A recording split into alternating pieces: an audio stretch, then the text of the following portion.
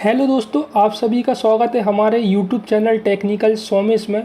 तो दोस्तों, मैं आपको बताने वाला हूं कि जो हमारा एआईटीटी का एग्ज़ाम है, ट्रेड टेस्ट अप्रेंटिसशिप का जो एग्ज़ाम है वो कुछ ही मंथ में कंडक्ट होने वाला है। तो उसकी मैं आपको एक ज़रूरी इन्फॉर्मेशन ये देना चाहता हूं कि ये जो एग्ज़ाम होता है इसको पास करना बहुत ही ज़्यादा ज़रूरी होता है।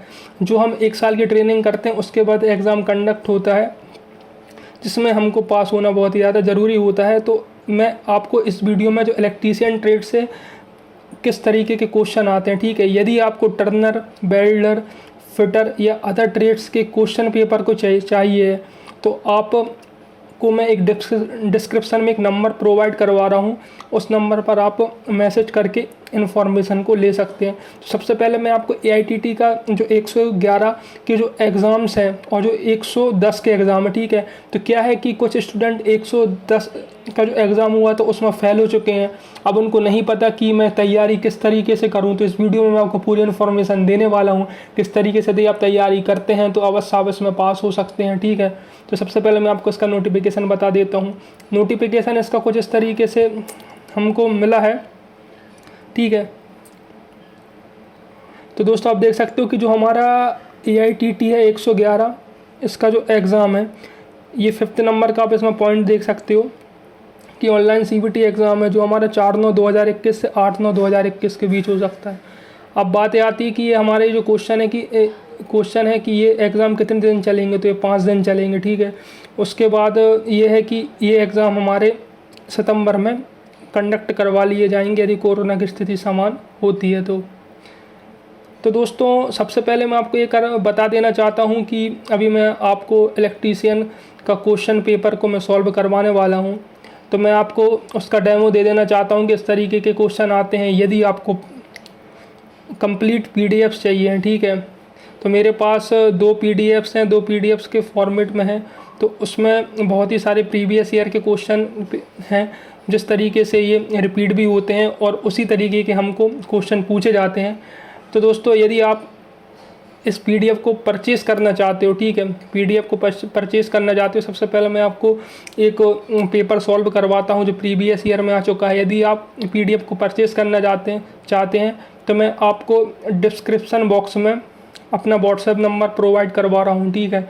तो जो पीडीएफ की कॉस्ट रहेगी केवल 49 रुपीज़ रहेगी। कितनी रहेगी? 49 रुपीज़ रहेगी हमारे इसकी, ठीक है। कितनी? 49 रुपीज़ इसकी रहेगी।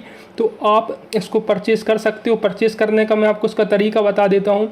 यदि आपको इसको परचेज़ करना है तो सबसे पहले आपको क्या करना पड़ेगा, जो हमारा व्हाट्सएप रहेगा, व्हाट्सएप पे सबसे पहले आपको क्या करना है, मैसेज करना है, ठीक है। मैसेज करने के बाद आपको क्या करना है, आपका नाम लिखना है, ठीक है, और आप कहाँ से हो आपको वो लिखना है, ठीक है। आपका नाम और आप कहाँ से हो आपको ये हमको बताना है। उसके बाद आपको पीडीएफ को प्रोवाइड करवा दिया जाएगा और आपको जो 49 रुपीज़ पे करने हैं वो किस तरीके से करने हैं मैं आपको ये भी बता देता हूँ। आपको सबसे पहले क्या करना है कि जो गूगल पे हमारा होता है, ठीक है, गूगल पे चलाते हो आप या आप फ़ोन पे चलाते हो, ठीक है, आप इन दोनों में से कोई भी ऐप इस्तेमाल करते हो या आप पेटीएम से भी हमको पेमेंट कर सकते हो, ठीक है। तो आपको केवल 49 रुपीज़ में इसकी पीडीएफ में मिल जाएगी जिससे कि आप इस एग्ज़ाम को आसानी से पास कर सकते हो और आप पूरा पैटर्न को समझ सकते हो कि जो हमारा एआईटीटी का एग्ज़ाम है जो उसके क्वेश्चन है वो किस तरीके से आते हैं। और दोस्तों, जो मैं आपको ये पीडीएफ 49 रुपीज़ में प्रोवाइड करवा रहा हूँ ये सबसे कम है, ठीक है। इसका जो मैंने प्राइस है सबसे कम रखा है ताकि सभी एफोर्डेबल प्राइस में सब इसको परचेज़ कर सकें और एआईटीटी का एग्ज़ाम पास कर सकें, उसका पैटर्न देख सकें कि किस तरीके से इसमें क्वेश्चन आते हैं, ठीक है। तो दोस्तों, मैं आपको अब इसका जो एआईटीटी का इलेक्ट्रीशियन एग्ज़ाम का जो पेपर है मैं आपको उसको सॉल्व करवा देता हूँ।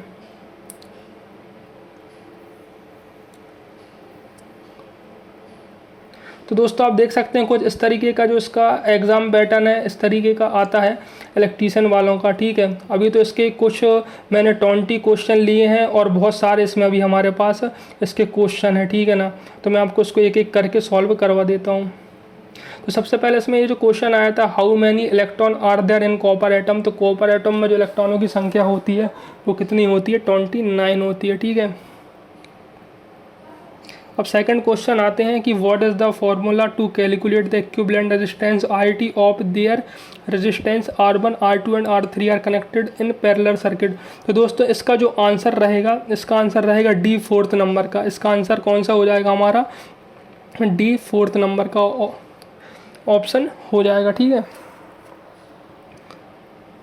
उसके बाद हम चलते हैं थर्ड क्वेश्चन में कि what is the name of the register.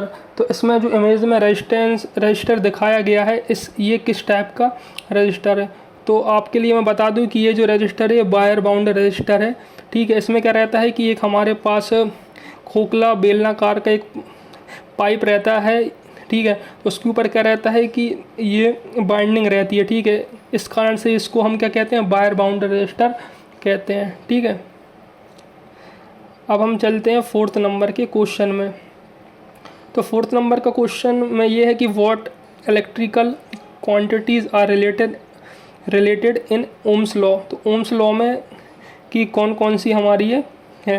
तो इसका जो आंसर हो जाएगा ये 4th नंबर का हो जाएगा सी आंसर, ठीक है। करंट, वोल्टेज और रेजिस्टेंस क्या हो जाएगा? करंट, वोल्टेज और रेजिस्टेंस हमारा इसका आंसर हो जाएगा, ठीक है। अब दोस्तों हम चलते हैं कि what is the unit of resistivity.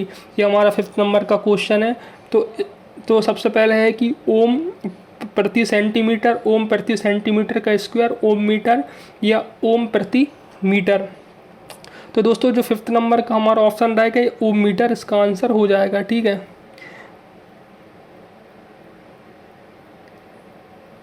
तो ये रेजिस्टिविटी की यूनिट होती है, ये क्या होती है? ओम मीटर होती है। उसके बाद हम जैसे ही चलते हैं कि what is the formula for quantity of electricity Q। तो सबसे पहले आप इसको मैं समझा देता हूँ कि Q इज़ इक्वल टू होता है I इंटू टी। क्या होता है? Q इज़ इक्वल टू होता है I इंटू टी। तो इनने पूछा है कि Q का जो मान होता है वो क्या होता है।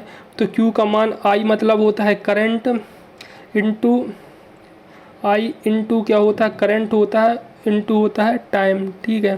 तो जो इसका आंसर हो जाएगा, इसका जो आंसर हो जाएगा ये हो जाएगा ए नंबर का, ठीक है। अब दोस्तों हम चलते हैं 7th नंबर के क्वेश्चन पे।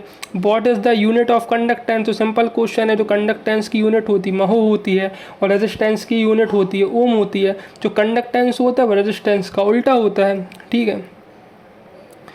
उसके बाद हम 8 नंबर क्वेश्चन देखते हैं। व्हाट इज़ द ऐसा यूनिट ऑफ स्पेसिफिक रेजिस्टेंस। जो हमारी स्पेसिफिक रेजिस्टेंस की जो यूनिट होती है वो क्या होती है? Most important question. इस तरीके के क्वेश्चन बहुत ही ज़्यादा पूछे जाते हैं, ठीक है, इस तरह के एग्जाम्स में यूनिट्स वाइज।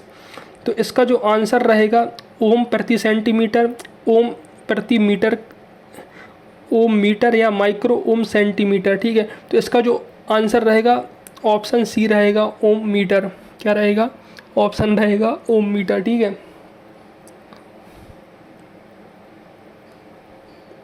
उसके बाद आता है हमारा 9th question. What formula in use the calculation for power of a DC circuit. तो डीसी सर्किट में जो हम पावर को कैलकुलेट करते हैं वो किस तरीके से इसमें हम पावर को कैलकुलेट करते हैं। तो इसका जो आंसर रहेगा ये होगा बी नंबर का, करंट इनटू वोल्टेज। क्योंकि P इज इक्वल टू क्या होता है? P इज इक्वल टू होता है V इंटू आई। तो अब हमको पावर कैलकुलेट करना है तो अब पावर ऐसे ही कैलकुलेट करोगे ना, P is equal to V into I, ठीक है।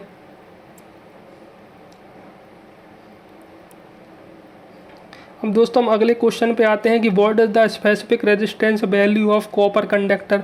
तो कॉपर कंडक्टर की जो रेजिस्टिविटी होती है वो कितनी होती है?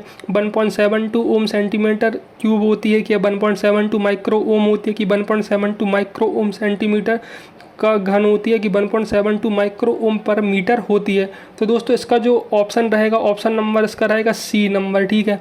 इसका ऑप्शन नंबर जो रहेगा वो सी नंबर हो जाएगा हमारा कि 1.72 माइक्रो ओम सेंटीमीटर का घन। तो दोस्तों इस तरीके के क्वेश्चन आपको बहुत ही अच्छे से याद रखना है क्योंकि ये जो क्वेश्चन होते हैं यूनिट बेस होते हैं और हमको अच्छी तरीके से याद होना चाहिए, ठीक है। उसके बाद 11th क्वेश्चन आता है। What is the formula to find 3 phase relative reactive power PR। If the line voltage is VL and line current is IL।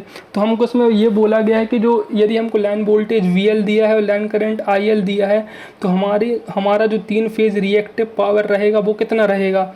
ठीक है, तो इसको मैं आपको समझा देता हूँ किस तरीके से इसको आपको क्वेश्चन को सॉल्व करना है।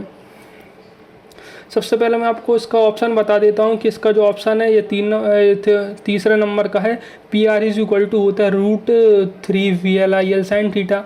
तो जब भी रिएक्टिव पावर आए तो अब लास्ट में ये देखना है कि इसमें साइन थीटा होता है। ठीक है, रिएक्टिव पावर में साइन थीटा होता है और जो एक्टिव पावर होता है उसमें क्या रहता है, कॉस थीटा मेंशन होता है। ठीक है, तो इसका जो ऑप्शन हो जाएगा √3 VL/IL साइन थीटा। अब हम देखते हैं 12th नंबर का क्वेश्चन। तो what is the formula of reactive power PR in AC circuit. तो जो रिएक्टिव पावर होती है वो AC सर्किट में क्या होती है। ठीक है, तो दोस्तों इसका जो ऑप्शन हो जाएगा वो हो जाएगा ऑप्शन नंबर D। ये होता है PR is equal to B into I sine theta. अभी मैंने जैसे आपको बताया कि जो रिएक्टिव पावर होती है उसके लास्ट में क्या होता है, साइन थीटा होता है। तो इसमें भी क्या है, सेम साइन थीटा है। ठीक है,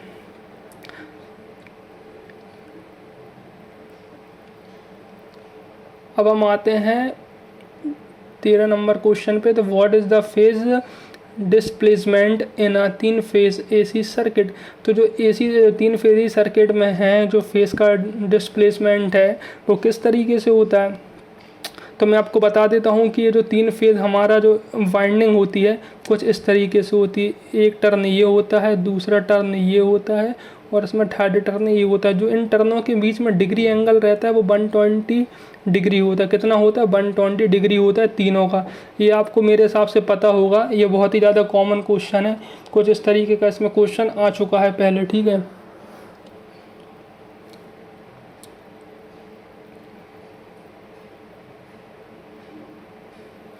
अब हम चलते हैं 14 नंबर के क्वेश्चन में। तो दोस्तों आप देख सकते हैं कुछ इस तरीके के इसमें जो हाई लेवल के क्वेश्चन भी आते हैं कि what is the formula to calculate the impedance Z of RLC series circuit, the inductive reactance XL is less than capacitive reactance XC। तो इसका फॉर्मूला क्या होता है। ठीक है, तो ये बहुत ही ज़्यादा इंपॉर्टेंट क्वेश्चन है। तो इसका जो ऑप्शन रहेगा, ऑप्शन नंबर इसका D रहेगा। ठीक है, तो इसको आपको याद रखना है। Z is equal to R² plus XC minus XL का स्क्वायर। आपको इसमें याद रखना है कि इसमें इन्होंने पहले XC कर दिया है फिर माइनस XL किया या XL माइनस XC का पूरे का स्क्वायर होता है। और इसमें ऑप्शन में कभी भी ये भी नहीं होता है कि XC का स्क्वायर या XL का स्क्वायर, इसमें पूरे का स्क्वायर होता है। तो इसका जो राइट आंसर रहेगा 14 नंबर क्वेश्चन का ये D आंसर होगा। ठीक है, अब हम आते हैं 15 नंबर के क्वेश्चन पे। What is the formula to calculate the 3 phase active power P if the line voltage VL and line current is IL, phase angle is. तो इसमें पूछा हुआ है फेज एंगल। ठीक है ना, तो इसका जो आंसर हमारा रहेगा ऑप्शन नंबर D रहेगा। ठीक है, अभी मैं आपको बता के आ चुका हूँ कि जो इसमें आप देख सकते हो कि इसमें क्या लिखा, एक्टिव पावर लिखा हुआ। ठीक है, इसमें हमसे क्या पूछा हुआ, एक्टिव पावर, और उसमें हमसे क्या पूछा हुआ था, रिएक्टिव पावर। ठीक है, रिएक्टिव पावर। जब उसमें हमसे रिएक्टिव पावर पूछा हुआ था तो हमने क्या लगाया था, उसमें साइन थीटा था उसमें। और इसमें हमसे क्या पूछा, एक्टिव पावर पूछा। तो एक्टिव पावर क्या होता है, कॉस थीटा होता है। सिंपल सी बात है। ठीक है ना, तो कुछ इस तरीके का इसमें क्वेश्चन आ चुका है। ये क्या क्वेश्चन के जो ऑप्शन है आपको आसान लगते हैं, जब एग्जाम में आते हैं ना तो इसमें हम कंफ्यूज हो जाते हैं कि साइन थीटा होगा कि कॉस थीटा होगा। अब हम आते हैं 16 नंबर के क्वेश्चन में। What is the form factor K of sinusoidal AC।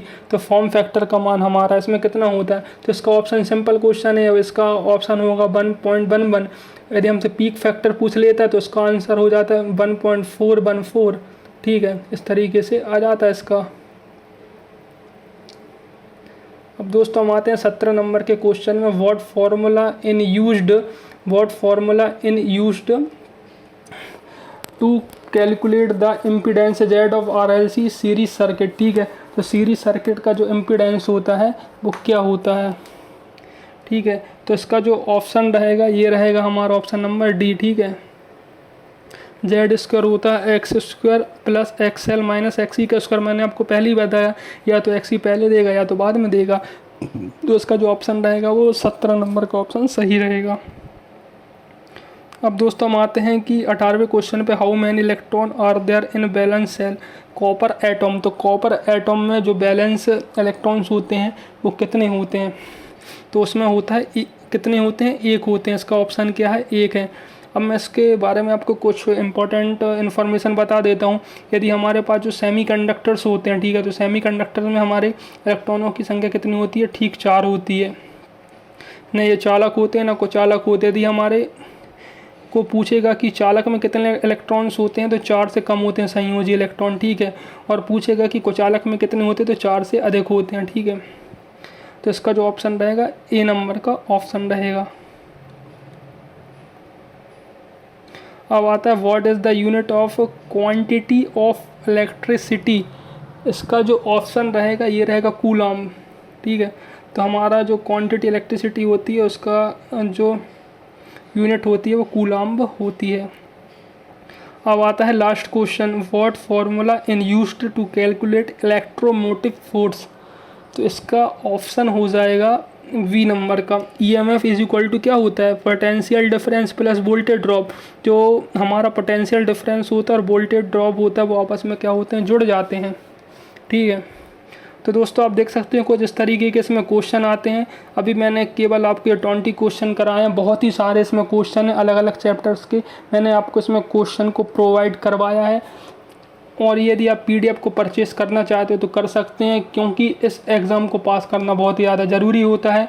मैं आपको एक बार फिर से बता देता हूँ कि आपकी क्या प्रोसीजर इस पीडीएफ को परचेस करने में होगी। डिस्क्रिप्शन में मेरा व्हाट्सएप नंबर मैंने आपको दे दिया है, ठीक है। उस पर आपको क्या करना है, मैसेज करना है, ठीक है, मैसेज करना है और आपको अपना नाम और पता लिखकर हमको सेंड करना है। उसके बाद आपको पेमेंट कितने का करना है, ओनली 49 रुपीज़, ठीक है। ओनली 49 रुपीज़, सबसे कम प्राइस में ये आपको मैं प्रोवाइड करवा रहा हूँ, ठीक है। तो दोस्तों आप कुछ इस तरीके से इसको परचेज़ कर सकते हैं। यदि आपको ये वीडियो अच्छा लगा है तो मेरे चैनल को सब्सक्राइब कीजिए और इस वीडियो को लाइक कीजिए, और जो भी कुछ आपको इन्फॉर्मेशन मुझसे लेना है, पूछना है, आप कमेंट बॉक्स में मुझे मैसेज कर सकते हैं, ठीक है। Thank you so much. जय हिंद, वंदे मातरम।